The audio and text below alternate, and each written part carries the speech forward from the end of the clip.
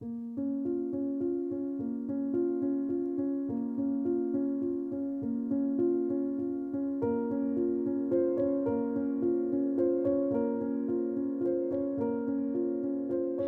everybody, it's Thea. Welcome back to Garden Goddess Tarot. And the ridiculous epic, apparently never ending, collection and declutter series. Come on, you. There we go. Just lighting a couple candles to get us going. I feel like I need the vibes today. I fixed. We got our Krampus candle out today. It is the season, is it not? Alright. Enough fiddle-faddling. Today's video was going to be the last of all the collection and declutters. I was going to do all of the remaining decks, which are all kind of within the painterly decks category. I was going to do them all today, and it was going to be a big ol' epic finale, but there was a bit of a dental emergency recently, and I had a very surprise mini root canal yesterday. I'm not feeling super good. I have to go in another time next week, and yeah, broke a tooth. It's this whole thing. So I'm not feeling super great, and the idea of smashing through a 2-hour long video just wasn't wasn't on the cards for me today. So, but I'm feeling well enough to. I'm just gonna chip away at it. We're gonna tackle it ever so slightly. So I figure taking large projects into smaller chunks for the sake of just getting there is the move, which is great. I'm totally on board with that. So today we are going to do the first section of the second to last video in my collection and declutter series, and in the painterly decks kind of subcategory, I've got all of my just the classic painted ones. So as opposed to modern painting, these are more they'll kind of, some of them have been done recently, but they'll kind of have that, I don't know, painting of the masters kind of feel about them. There's a lot of collections of Renaissance paintings, neoclassical paintings, all of that whole classical revivalist era of European art. A lot of that is featured in these decks. So, and there are things I like quite a bit. So, I know. So I'm sorry, it's been so long since I filmed a video. I can't remember how to talk properly. Plus, also my mouth is recovering. So this is going to be a fun one. But a lot of these decks we've covered already. Things like the Hellenic Oracle would have fallen into this category. A lot of the other collage decks that I talked about had a lot of those elements in them.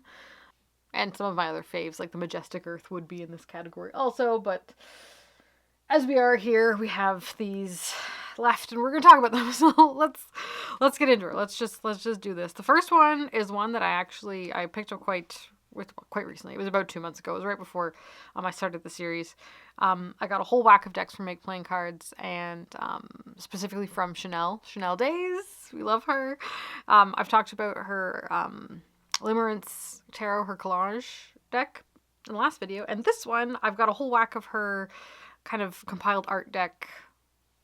I'll show you. They're really, really quite cool. We're going to start with this one, this little guy right here. And I have been using the snot out of it, the bananas out of it. I love it so much. This is called the Concordance Oracle. It's just a wee little pocket guy, but it's thick. It's many, many cards. The backs look like this. Beautiful. They've got violas on them. Absolutely incredible. Or little pansies, whichever you would like to call them. The fronts, though, are... It's basically like a keyword oracle. So you've got your keyword and then a bunch of little phrases. It's not really a definition, but just kind of a divinatory message, lots of little options of them. And then there's a cropped image of a painting in the background. And this is my favorite type of oracle. I cannot stop using this. This is so good. There are different categories, which I don't remember. I've shuffled them all together. It's such a well fleshed out and well thought out system of a deck. And it's so good to just add on top of whatever reading you're doing. Especially if the decks kind of match. I've been using it with the Seasons of the Witch. Right now we're in the Yule deck. But the keywords are just so good. The way she writes the divinatory messages on each of them are so good. This thing is, again, 150 cards or something ridiculous. I've just been enjoying it so much. And of all of, there's 4. I went kind of a bit mad on her Make Playing Cards page, but Of the 4 of them that I got, and they're all really good, this is the one I use the most. I love it so much. Oh, it just feels, like I feel something when I use these. Like it gets my brain kind of whirling and ticking in the ways that I really like wordy oracles. I've learned there's something about myself I enjoy. I really like decks that feel like poetry, decks that really kind of tap into the way we communicate using the language that we've been given. And it all kind of ties back into my work with Hermes as well. It's very magical. I love it so much. Words are amazing. And it's just so good. So anyway, this little guy is wonderful. Dawn, Enigma, Karma, Pattern, Rainfall, Illusion, Sunbeam, Trust. There's just so many. And they're all like, I've not had a card come up that's too specific. There's just the perfect amount of vague yet inspiring. I don't know, they're wonderful. And I like them so much. And you can shuffle.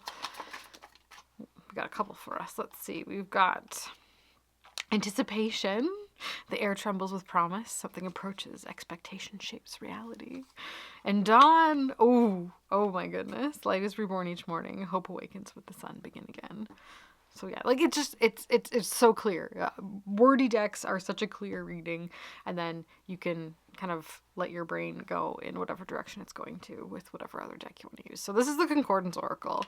I like it so much. Would love to dedicate an entire video to it, but I think you'll just be seeing a lot of it in pictures and spreads and that sort of thing lately. So that one is not just a fave, but it's one that's gonna kind of, I feel like it just needs to be on my table all the time right now. So the other couple we'll do next. They're the other 2 oracles that I got at the time. There's this one, and then I've put this one in a bag. The Concordance Oracle also fits in this bag with this one. These are little square boys. But I want it out all the time, so I think this will. I need to figure out a better bag situation for these because they're squares. They're 2 separate decks, but they're kind of both the same principle, and I can't remember which one is which. One has more cards than the other one, but they kind of work on the same premise. One is called the Details Oracle, and then the other one is the, come on brain, the Notice Oracle. There we go.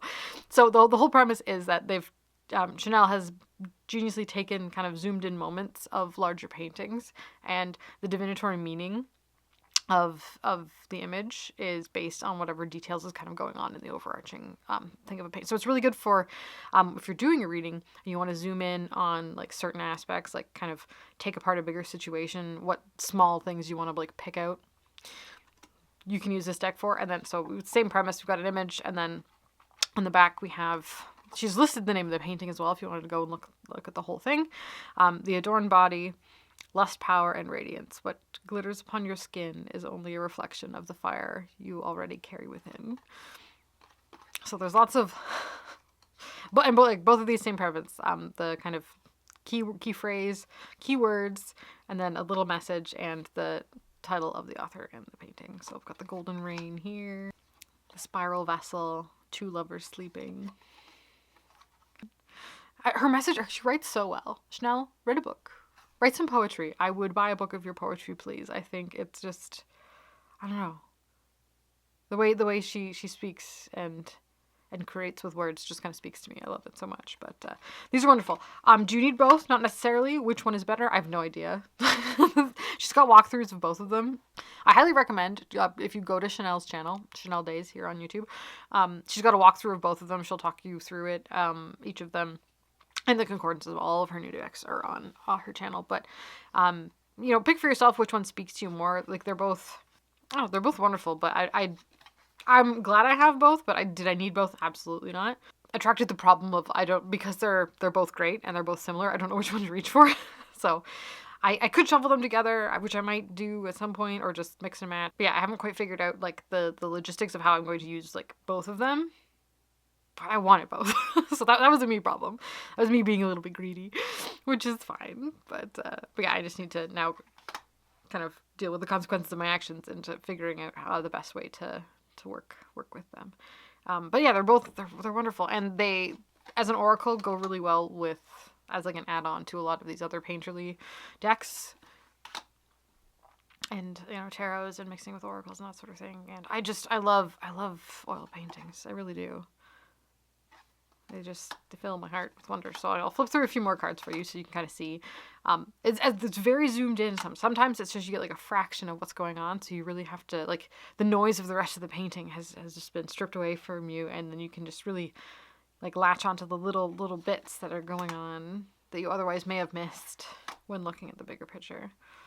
I don't know, they're really quite lovely. Oh, the thistle and the dragonfly. The cat's caress. They're just like little vignettes, little moments. A funeral barge. A winged steed. The last reach. Yeah, and like some of the paintings I recognize, others I don't. And some of them, like, it takes me a while, and then I go, oh yeah, that is from that painting, but I would have only like recognized in the bigger sense too. So, oh, they're just lovely. So that is the Notice and the Details Oracle by Chanel from Chanel Days. I can't remember which is which. I wrote down somewhere that the one that has more cards is one or the other, but at this point the name of it doesn't really matter other than me conveying to you what it is. It exists as its own little stack of wonderful cards around me these days, and I enjoy them greatly. So those are 2 new Oracle decks from Chanel Days that fit into this category, and so far most of these, they're not going anywhere. And the last one from my Chanel's Make Playing Cards deck haul. This was the one that I think really sparked it for me. This one got me really excited. This is called the Arcadia Tarot, and it's wonderful. Sorry, we're in as far as we can go. And all of these are linen as well, and I think you can choose between the finishes on them if you want, but I went with linen because I think just my experience with the Hellenic Oracle, Make Playing Cards linen cardstock just feels really right to use with paintings because it adds to the canvasy nature of it. So the Arcadia Tarot is a very like landscapey, pastoral, wonderful deck of paintings. What sparked the creation of this is Chanel's affinity for the majestic earth, and she thought she'd just make her own version, which is brilliant. And now we have this. And this was a labor of love for herself, and she's just kindly kind of made it available to those that otherwise would want it. But a lot of the cards are landscape. Some of them are straight up, but that's fine. Whatever best represents the painting for me. Some people may not enjoy that. I don't mind at all. It makes for a lovely and kind of interesting tapestry when you pull a spread with, like, say, a couple of landscape and a couple of portrait style cards. They're beautiful, and the card titles are on the back. So this here, Page of Pentacles, Study, Practicality, Development, New Skills, Discernment, Groundedness. So you got some keywords, and then the name of the painting on the back. And the majors all have this color of backing. Pentacles will be this one. Wands is this. It really plays on like the painterliness of the deck. These are like little paintbrush strokes on the back. They're so beautiful. Anyway, I couldn't pass this up. Arcadia is a kind of central of the Peloponnese in Greece mythical landscape, which is often incorporated in neoclassical paintings. So I was absolutely smitten with the idea of it, and it was just the sort of thing that I think would be an excellent tarot to pair with the Hellenic Oracle. Like, just look at it. It is stunning. Now, 4 of Pentacles, and it's a little clutch of 4 eggs. Like, it's perfect. She's done such a good job. I adore it. And if you're the kind of person who really likes this style of art, as well as incorporating tarot, it's just super fun. And moody. It's like a trip to a museum. 3 of Cups. There. This is probably the Tower. Oh, the Shadow. It's the Devil card.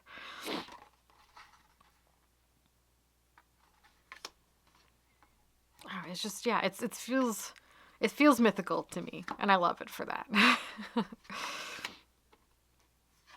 A sucker for classical paintings, mythical landscapes. I adore. So, that's the Arcadia Tarot by Chanel Days. It's stunning. And it's gonna stay. Show you some more cards. Definitely, if you're interested, there's a flip through of this on Chanel's channel as well. I'm just gonna fangirl over her again and suggest that you just go and watch her videos. And she has excellent taste in decks, and her like monthly roundups are just so fun and amazing. So highly recommend. But yeah, if you too have been the kind of person who kind of pined for the Majestic Earth and missed out on it, I think something like this is a perfectly adequate alternative.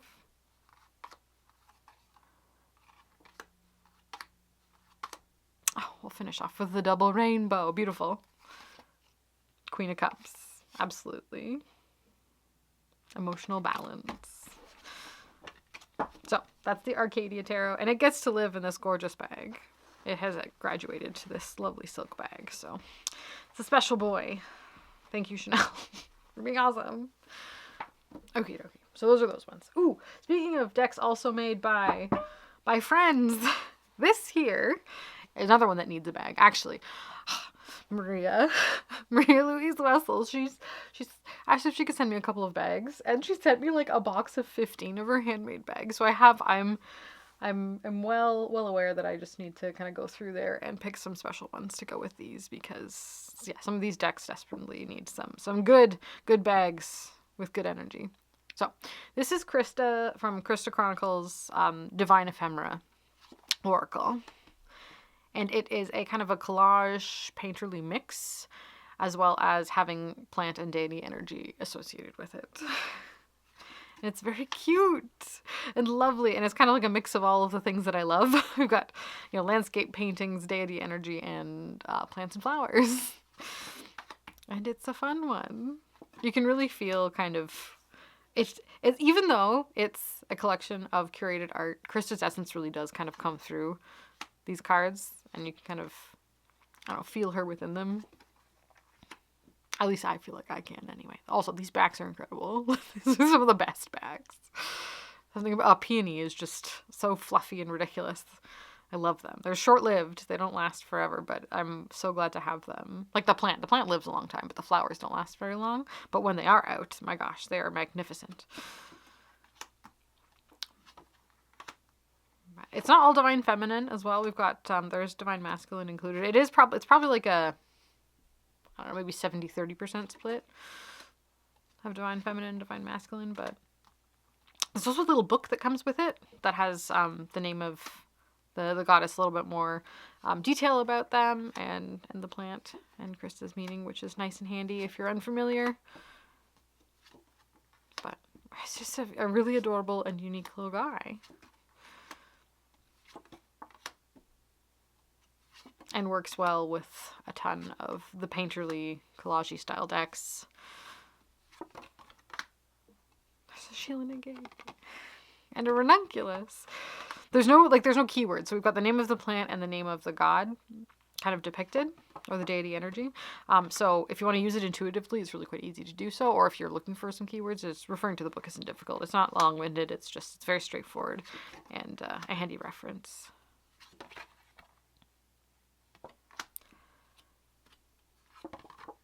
Yeah, she's good. Hephaestus card. Hebe. Flora. So we're crossing lots of pantheons here as well. It's just kind of divinity across a variety of scope. But I'd say it's fairly Greek mythology heavy, but then there's a bit of Roman, there's a little bit of more European gods or goddesses. There's Inanna there as well for some older, more easterly deity energy.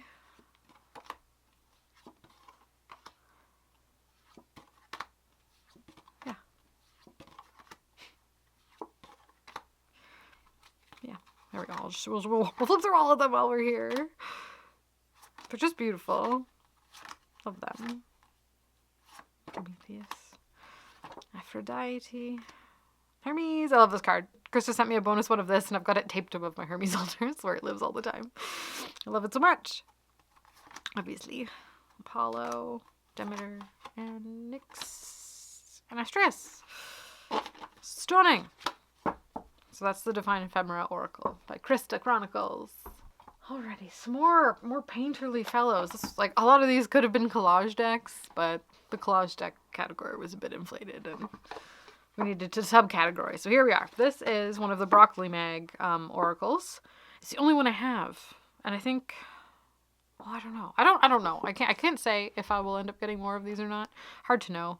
Artwork by Bethany Van Ryswick, and then the book's written by Ellen Freeman. This one, that is a beautiful cover. The aesthetics of these decks are so good. Comes the little book, which is very handy. Color-coded by category. Seashells, the ocean, the creatures, people. There's the bags. Oh, it's just, I like this one. This one it gives ocean energy, and sometimes I need that. That's something that is lacking in my life, but I have a connection to it, so I just need like a little tether to it.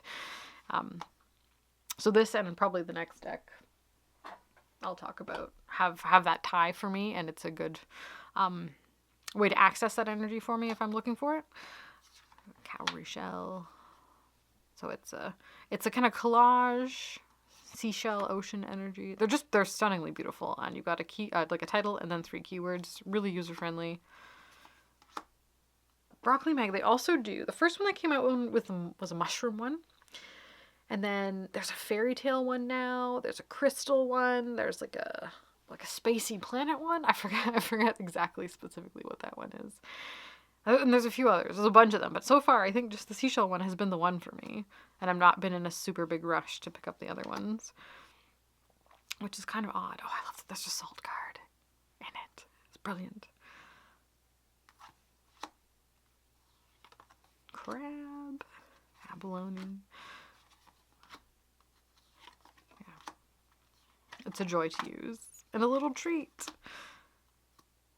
And pairs with a surprising amount of things for having so much ocean energy about it. And there's like a sand card. I just love that there's a card that's like a grit.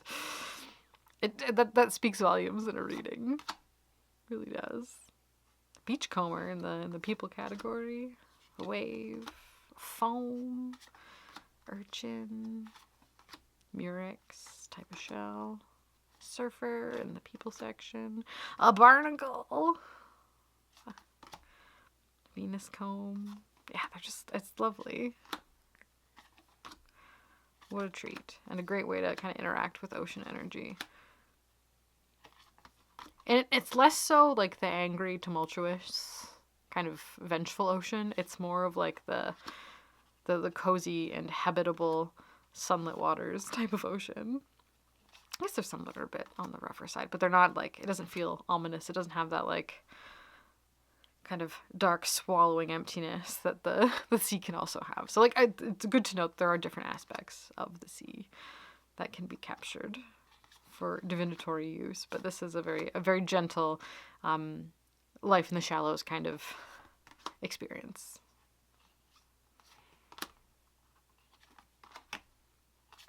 And it's lovely. It's just so beautiful. I don't know, just something about just the design of these, the texture, the light, the depth of the images. They're stunning. One of my more beautiful decks, for sure, but it's gonna hang around. I like to use it when I'm missing the sea. And really, any deck that has that, like, Mediterranean feel to it, I'm attached to. It does something for me, you know? The next one that kind of fits in that category, like their adjacent energies, is the Cosmic Pearl Oracle by Ashley Frost and Lee Showman. This is a little mass market fellow. This is a little bit more woo than the Seashell Oracle, which seemed more like, I don't know, it's an Oracle deck. It's pretty woo, I guess. But like this one is a little bit more on the I guess, I don't know, woo side. But I really like it. It's incredibly beautiful. Another collage of painterly imagery, a title, and some keywords. This one feels very truly like a divine feminine, the sea as woman kind of energy. very Venus, very Aphrodite, very feminine allure emerging from the foamy waters kind of energy. And sometimes I need that. Sometimes I want that. And it's soft and gentle and delicate and beautiful. And yeah, not super practical all the time. It's really not a good like all-rounder reader for like if you're doing readings for other people. I say this with experience. I used it for my sisters, and even though like it was all right, but it didn't hit right off the bat. So I feel like you really got to be looking for that kind of, oh, how does one describe that feeling? I don't know, almost just like an essential femininity about this deck that you really have to embrace, I guess one could say. Ethereal Girl Summer. There's also a Salt in Your Hair card in this, which it's just, when I hear that, it speaks so clearly. You can feel what it's like, if you remember what it's like to have salt in your hair after swimming in the sea. And the properties of salt as well as water mixed together with the sun having dried it in your hair. It's a very like fully elemental experience, and it's just visceral. I can feel it happening as I read the card. But yeah, there's a lot of divine destiny written in the stars. Soft goddess era. I feel like this might age itself out, especially the keywords, really quite quickly. It was probably a very like early 2020s type of deck. But that's fine. I can enjoy it now.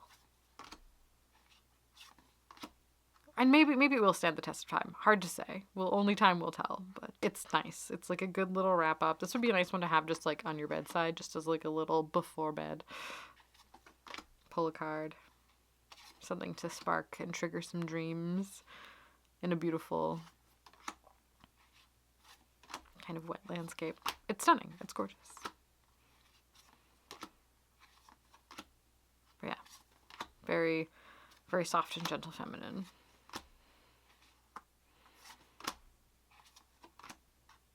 Let's see, there it is. There's the Salt in Your Hair card. Wild heart, uniqueness, and untamed.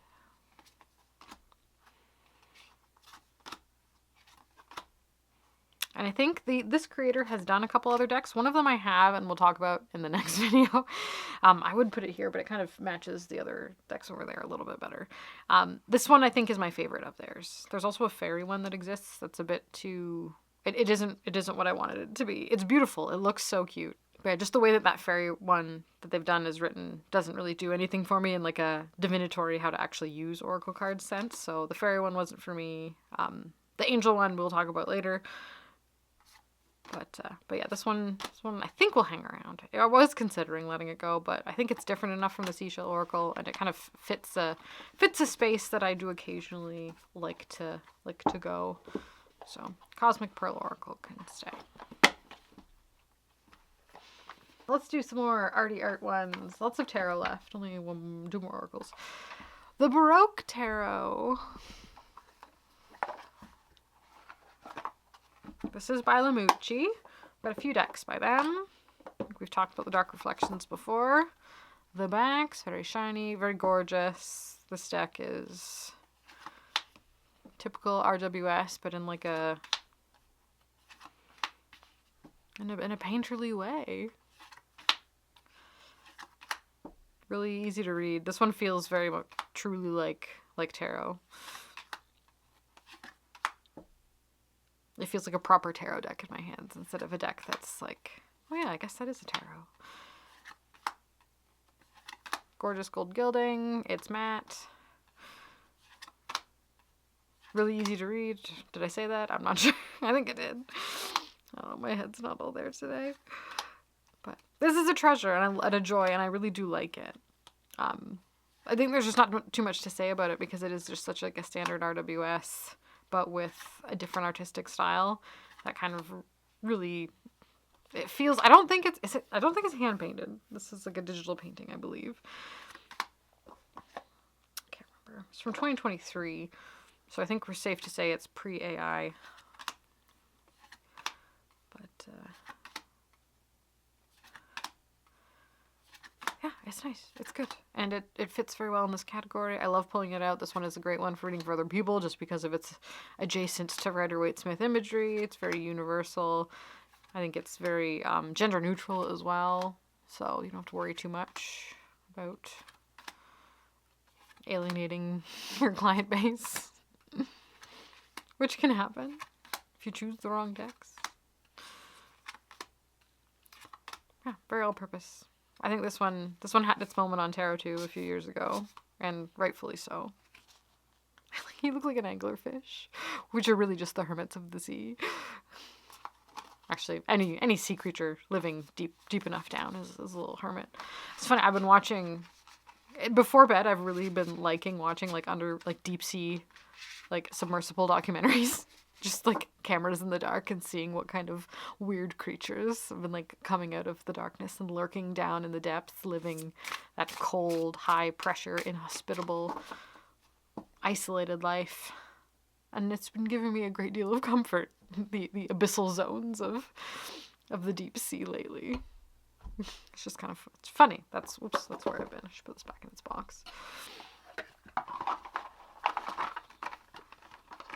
Anywho, that's a Baroque tarot, and it is lovely and handy to have around, and I'm glad for it. Ooh, okay, this one. This is in a lovely Crystal Haven bag, and this was one of the bags that was the collab I did with her, kind of inspired by the energy of the Hellenic Oracle. So we have our lovely goddess imagery on the bag. Super stunning. Embroidered. They're lined with silk. These are so nice. Highly recommend checking out her Etsy page. Like, the attention to detail, just like the golden thread, the silk lining. What a wonderful home for decks. The Revival Art Tarot. This is an older one. Ish, I say. I had a weird moment with this deck. This is the second edition. The second edition had just come out when I kind of discovered it. It's by Taroko Studios as well. Yes? Taroko or Taroteka? Taroko Studios. It's an indie deck. It's on kind of matte rose petal finish. Not super rose petally, or maybe it's just... I'd say it's matte. It's not super... I don't think it was ever really super sticky. But I, like, lamented for so long about what one to get. The first edition or the second edition. I would, like, watch all the walkthroughs card by card. I was, like, becoming, like, weirdly obsessive about it. So by the time that I decided on the second one, I ordered it. It took a little while to get here. By the time it got here, I was... like overwhelmed. So I ended up shelving it for a really long time. And then I was like, I don't know if I'm going to end up keeping this. Like, what's going on? What's the matter with me? But then one day I picked it up, started using it for readings for others and then myself. And it clicked for me. And it's had a safe place within my collection ever since. But oh boy, did we go on a journey to get to that point. But it's lovely. It's stunning. There's a lot of art from the same period that we've kind of been covering. It's cozy. It's really beautiful. They sometimes with like curated art decks, sometimes the imagery is a bit of a stretch to the tarot card meaning, but I find with this one it's actually they're quite good. And I do still want the first one. It's been kind of just like a placeholder on my wish list for probably like 3 or 4 years at this point. Just like, well, maybe what would life be like with it? But then I literally with the Chanel decks, like they're 2 decks very similar. You like them both. So the problem is which one do you pick up? Because they both fill the same place in your collection, which is a fear that I have that would happen if I got the first edition of this as well. Like, I would like it, I would enjoy using it, but then ultimately having both of them, well, which do you pick up? So I think I need to be a grown-up and just be like, you know what? I'm okay with just this one. And when I want this type of energy, I grab this deck, and then I don't have to, like, make the decision in future to choose between them. 2 very similar things. Because choice overwhelm can be a thing. I have that problem at the grocery store with, like, shopping for cereal. There's, like, 8 million types of cereal on the shelf, which are all just variations of, like, ground corn and wheat and oats and rice. Like, they're grains. They've just been coated in sugar and made in different shapes. So like, how does one choose? And I get overwhelmed with choice at the grocery store with cereal. So I feel like that's a very similar experience to having too many of the same type of deck, or that like in your brain fit the same category or fill the same space in your heart. As the Lovers comes up. So yeah, making that commitment to just the one or two in a category or in a space for you, place in your practice is good. Not as to say like collectors go for it, and maybe at some point I will make the choice to just grab the other one. But for me, this is me speaking, having both of them would put me in a position to make a choice that I don't want to have to make every time.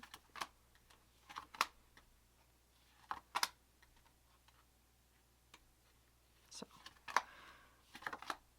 I'm learning things about myself. Hey, look, it's Byron. What a King of Swords. Absolutely. They love him in Greece. Corfu. Something. So that is the Revival Art Tarot. I'm going to peace out for a little bit. My battery's going to die. I'm going to charge it, going to come back, and we're going to finish this pile. But yeah, that one's going to stick around. So far, all of them have. This isn't a very highly decluttered category, I guess. But that's okay. Alrighty, we're back after a slight interlude. It felt like nothing to you, but it was like an hour. Okay, we left off on the Revival Art Tarot. Here's one that I think I'm gonna let go. This is the Lover's Tarot by Jane Lyle. This is an older deck. I got it secondhand. It's in one of these situations. Is it still in order? I think it is. Yes. Okay. So we will. Does it matter? Not sure. I can always put it back in order later. I just want to see how old it is also. Yeah, sold over 100,000 copies worldwide. This edition celebrates its 10th anniversary. There's a quote from Rumi in the front, which we like. 1992, and then this edition is 2003. That's old. 1992 was the first when this came out. This is crazy. So this is the 2003 version, which is already like 23 years old, which is crazy. Which means this deck's like 30 some odd years old, which is wild. Like the art of it, anyway. Because it looks and feels like something that could be made right now. The cardstock leaves something to be desired. The thing with this one, I thought it was really cool. It looks really neat. It's very like, it's collage, but it's that painted element collage, which I have a lot of decks that kind of fall into somewhere in the collage section. This was here just because, I guess.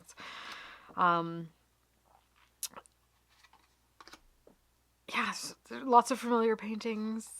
The thing is with this one, the majors are great.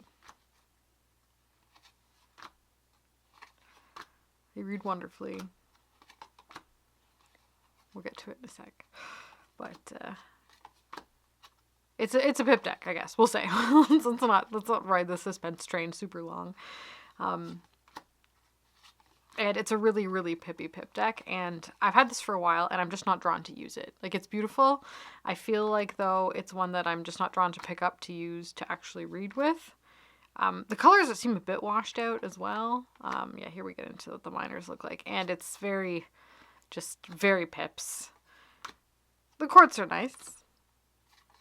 It's just, I love that it exists. I don't think I'm going to reach for it. And if I'm not going to reach for it, I don't necessarily personally want to keep it for collection purposes, however cool it is and however old it is. So I think my plan is to kind of try and put this back in order. And I'm going to let this one go. This one is going to go in the declutter pile. It's a rehome pile. Declutter sounds. I've been saying declutter this whole time. It sounds rude in a way to the decks, but in the rehome pile, we will find a new home for this one. But like, yeah, it's cool. But if I would rather pick up the Golden Tarot, you know, and that's just how I roll. So I think someone else will really appreciate this. The slightly historic value of its 1992 imagery. Yeah. And then we got wands, there's sticks, and then there's some more pentacles. So yeah, I think as cool as the Lover's Tarot is, and it is quite iconic. I've heard tell of it here, there, and everywhere. I just don't think it's one that I need to have here, which is totally fine. But yeah, there's a little bit more of it. Love is the center of all our emotions. It inspires romance and passion, but also herald doubts and fears. Most of all, love is elusive. And so we often feel the need for guidance and insight into our most urgent longings and desires. The Lover's Tarot will help you identify potential blocks in your romantic happiness and fulfillment, and now offers even more understanding than before. And like, as I said, I don't do a whole lot of like love readings for myself anymore. Like, and the ones I do are a little bit broader, I guess, potentially in like the self-love category, and just like what things are like kind of within my own personal relationship. So the book's really good though. Like, the book's well written. It's a chunky book. This was from the era of tarot decks come with good book. So we'll just put these guys back in here. And then yeah, so the Lover's Tarot is going to be the first for the declutter pile for today's video, and I don't feel bad about that at all. That one needs to, there's someone else whose shelves it must live on, and that is okay. Righty-ho. The next one in the pile. This is the Lonely Dreamer Tarot. M. Witherspoon and Mindful Tarot. Esther Tishman did the book on this one. And its bag is living in there presently as well. This is the 3rd edition. I don't know. I have no idea if this is available anymore. Here she is. Oops. Hair everywhere. Story of my life. Gorgeous backs. Some of my favorite backs in a tarot deck in existence. Full stop. This is kind of a curated art deck with the art of Odilon Redon, the same artist that did the Oracle Door, which we talked about like 10 videos ago. I think it's in the Dark Decks video. But this is so that one's an Oracle with his black paintings, and this is a tarot comprised of a collection of everything else that's been kind of imagery slightly manipulated in order to make it work for tarot, but it works pretty well. This is a lovely deck.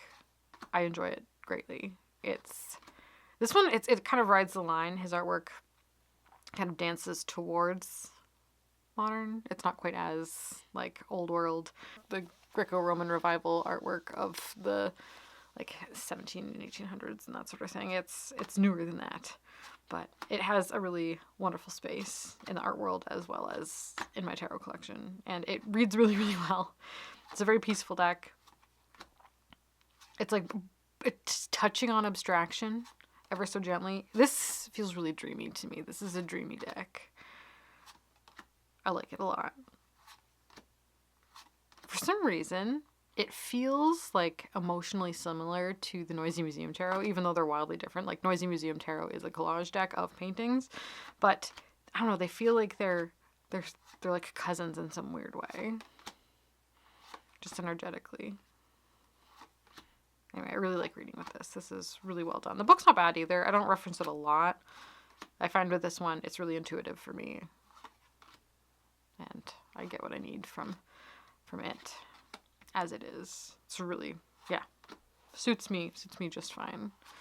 And this is one that I would very much like to use more. And I do want to put it back in its bag and have it out more, because as nice as this box is, like when a deck is buried inside of a box of this size, I often, like, it all just kind of gets comfortable on the shelf. So I'd rather have it out. So I use, but it's just lovely.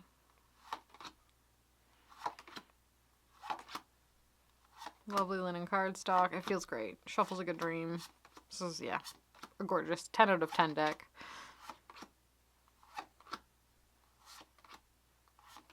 So that's the Lonely Dreamer Tarot.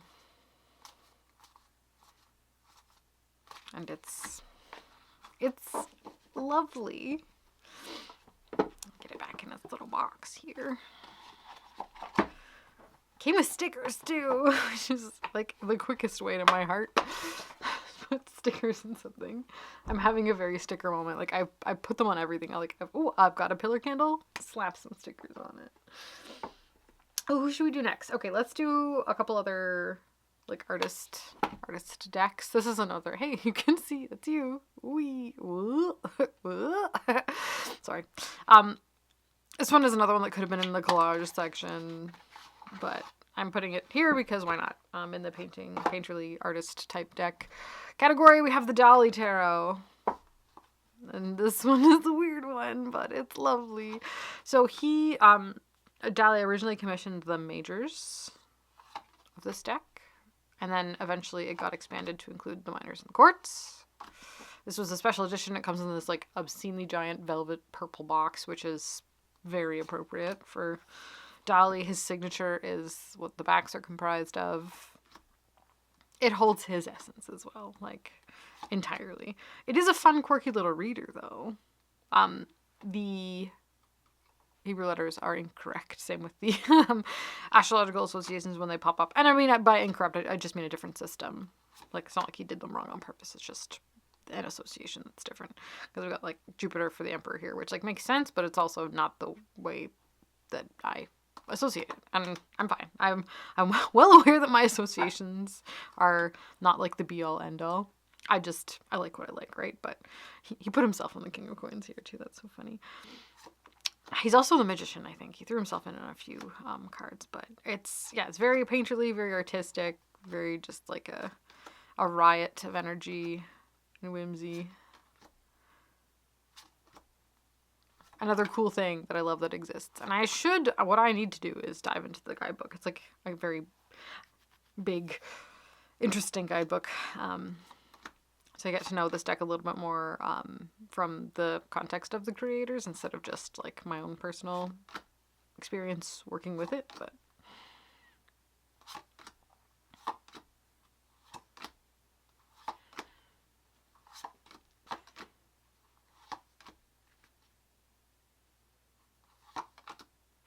lots to chew on, lots to think about. It's gorgeous. This is like a matte gold. Like it does reflect gently. There's collage elements to it, but there's also painted elements to it. Yeah, it's just lovely. The majors are what really stands out for me as well. But yeah, it's a good one. Well, so that's the Dolly Tarot. There he is on the Magician El Mago.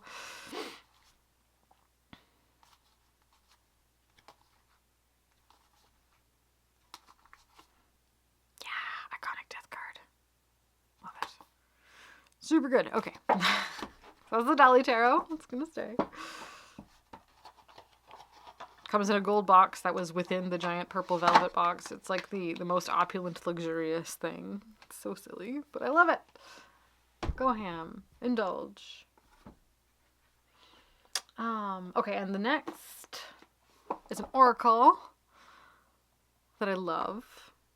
This is the Prophet Oracle. This one is super special. It's by Khalil Gibran. It's basically his book, The Prophet, which is incorporated within the guidebook, as well as his paintings. So it's, yeah. However, thrown together after the fact by Blue Angel into an oracle deck, it very much is kind of its own thing without much alteration. Yeah. When did it, see, I'm just curious, when did it come out? 2019, so it hasn't been around that long, I guess. I don't know, 2019, 7 years ago? 6 years ago. It's not 2026 yet. Don't get too excited. So we have quotes from the book, The Prophet, which is, how does one describe that book? It's just a short little guy. I just think you should read it. It's very, like, mind-bendy, open-y, hearty, non-denominational spiritual perspectives from a humanist, practical, mundane, yet thoroughly ethereal perspective. I don't know. It's just, it's specific and broad. It's just a good one to read.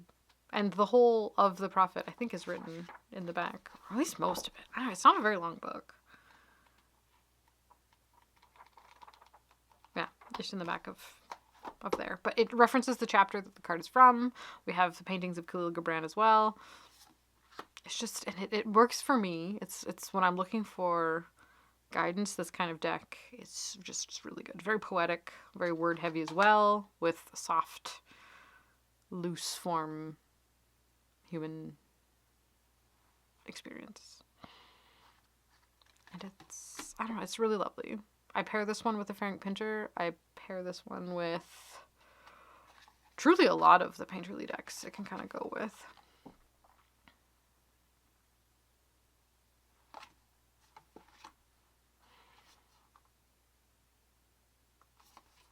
Oh, it's just special to me, and I like it.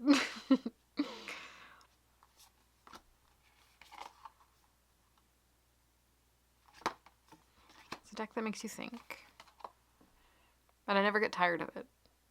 Because sometimes decks that, I don't know, there's some that I guess they just don't click, and I move through them more quickly than others, especially oracles. But this one, I don't know, it just has the ability to kind of just always be there in a useful and sensible kind of way.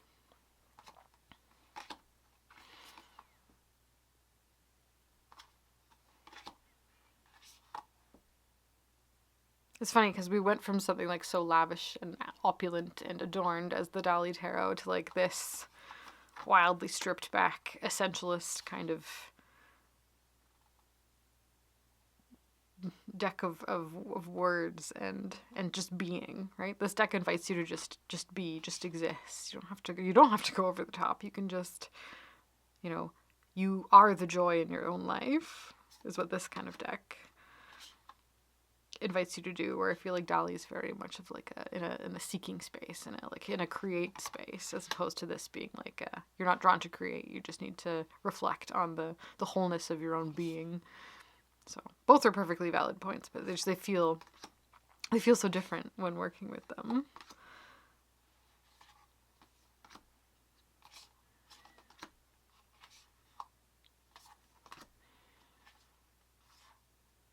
Yeah, no, it's just so special. So this one, the Prophet Oracle, is a fave and will stay.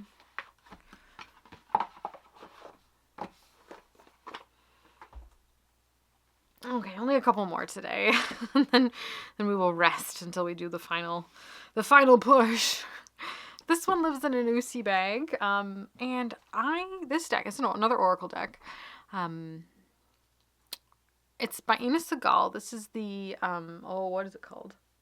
Mystical Healing cards, or is there Dream in there somewhere? Hold on, the box is over here.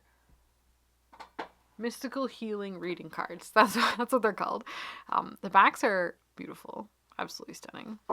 I've edged it in gold myself. And the images look like this. And it's a really practical little Oracle deck, especially if you're looking for like very clear answers for something. This is a very clear deck. And I get so much from this imagery. I don't know what it is. Something about just the color combinations, the type of kind of godlike characters depicted in it, with the choice of key phrase. It's just really helpful. And there's also a yes and a no card in it, which I always appreciate. Sometimes I love when a card comes up and it just says no. it's my fave. Between that and like the nothing card, it's adds an extra wonderful level to readings. But it's really useful. This one's great for a client reading. This one is just, I'm so connected to this one.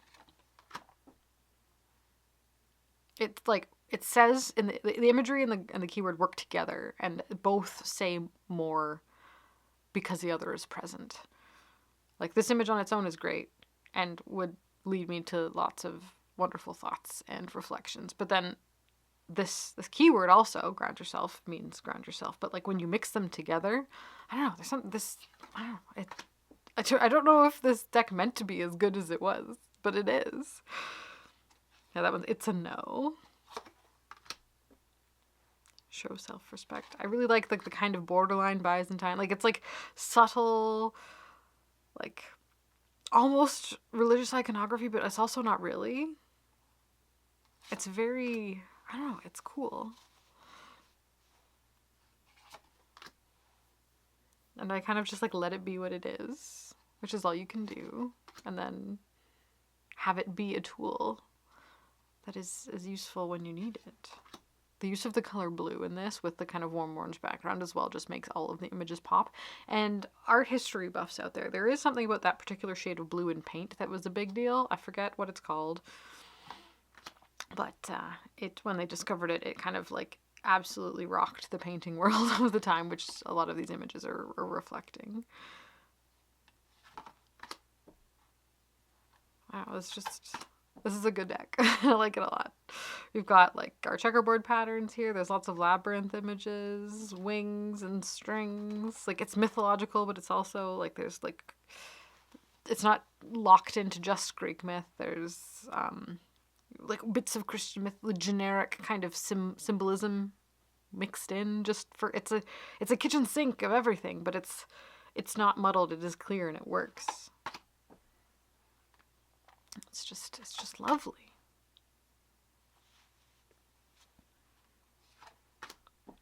I feel like this is potentially an underrated little oracle deck.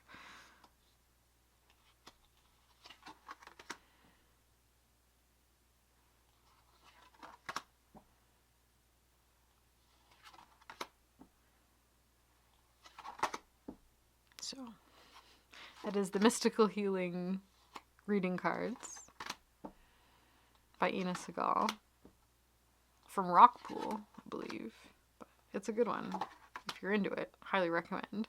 Mixing this with the Super Oracle could be really fun also. I feel like they're relatives in some way. Like a little bit, somehow. Just not even, I can't even explain how or why, but I feel like they would go together energetically.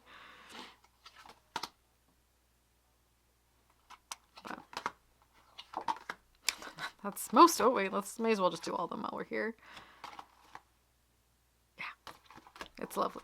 Really enjoy. It's gonna stay. Okie dokie, and the last one we're gonna go over today in this like particularly like painting kind of, I guess we could say fine art, but really all art is fine in my opinion.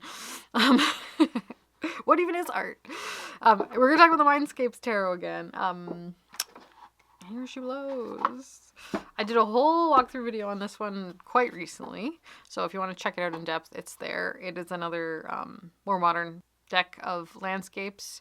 All of the suits take place within the same kind of setting with subtle differences, and then the majors are all like gorgeous landscapes.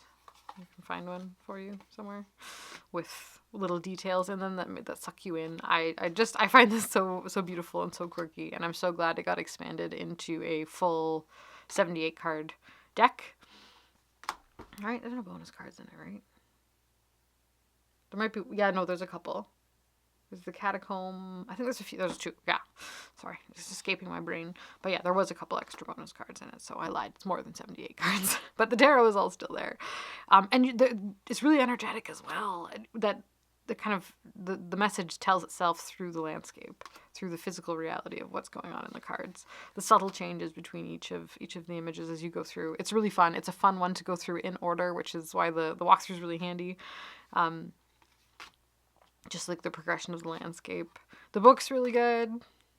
It's an inexpensive deck. It's from Hay House, so yeah, I'm all on board with this one. I think it's a treasure. Love that it exists. Yeah, there's one of the bonus cards, the Catacombs, which we love the Catacombs. That is one thing that I wish I did when I was in Paris. I wish I had the time to go to the Catacombs. Like, I mean, there was a lot of things in Paris I could have done, but I was only there for 9 hours, so I crammed as much in as possible. But yeah, the Catacombs would have been incredible to go spend some time wandering through as an aside, but yeah, it's just lovely. And I'm very glad that it exists. And I think in next year I'll start to get some real good use out of it. Haven't yet. So far I'm just in the get to know, sort of like we did our intense walkthrough and I've used it a handful of times since then, but I'm not like, haven't bonded with it yet in like a proper bonding kind of way, but there's time. Guys, I'm so happy I'm doing this declutter. I don't know if I know it's stressing me out a lot, and I really truly can't wait till I can get everything kind of back where it's supposed to be and like clear the space truly and entirely. But I'm so glad I've chosen to do this for myself. It's been a long time coming. it's like a breath of crisp, clean, fresh spring air that's kind of just gonna come in and just, you know, air out the corners and give the space to get to know the decks that I'm lucky enough to have in my vicinity, right? Connect with them more and really start forming those bonds with them in a useful way for me. So I'm really excited about next year. I feel like the timing of doing this right at the end of 2025 was the exact right moment. It's taking me like 2 months. By the time it's all done, yeah, it'll be like 2 months, which is crazy. But I'm very glad I've done it. Thank you so much for being here with me while we've undertaken the task. I'm sure I'll talk more about all of the other thoughts and feelings I've had about the process in the wrap-up video. But yeah, just so far it's been wild. Yeah, so that's the Mindscapes. It's gonna stay. So let me just do a quick easy tabulation because today was shorter, which is fine. It's probably still gonna be a long video because I talk too much, but I couldn't imagine doing the other like 20. I think there's another probably 25 more decks that I was like, considering putting in this video, which is crazy. So we'll do those next time. But today we have decluttered 1, and then we are keeping 14, right? Yes, 14 stay, 1 declutter, which means we went through 15 today. I will just double check that. Yes, I'm pretty sure. I'm confident. I am 98% confident that, yes, we went through 15 ones to get decluttered, 14 are going to stay. And that's excellent. I'm happy with that for now. Maybe tomorrow we can, or not tomorrow, the next installment, when this happens, we'll do a little bit more decluttering. There's a few I'm like on the fence about, which might be a bit shocking to me, but these painted kind of decks of the Masters, they're a special place in my heart. A lot of my Los Carabeo decks kind of touch on this as well. I love curated art decks in one form or other, whether they be collage or just curated compilations of artwork, either in tuck box deck form or however else it shows up. It's a sweet spot for me, and I really appreciate it. So, and I love that so many people in our community have also chipped in and created such wonderful decks like that. So it just makes me so happy. But yeah, I think that brings our total decluttered up to 84. And I'm wondering. I've got a stretch goal of maybe if we could get to 90, that'd be crazy. But I also don't want to like overly extend myself to try and like justify decluttering something just so we can make it to 90 decks decluttered. But that would be crazy. Can you imagine 90? 9 tens of decks. So a wild and crazy thought, but here we are. Hence why this is a process that definitely needed to get done. Anyway. Thank you guys for being here today, keeping me company while I'm slowly recovering from a mild bout of dental torture. More will be in store for me next week. Hurrah! Hurrah! Yeah, I don't know, it's a good time of year. I'm just filled with all kinds of joy. It's coming at me from everywhere. And even though, like, there's shitty things going on, there's still happiness and joy everywhere. So far, it's been really easy to see. So anyway, that's enough me rambling on forever. I hope you had a lovely time. And I'll see all you fine people in my next video. Okay, bye!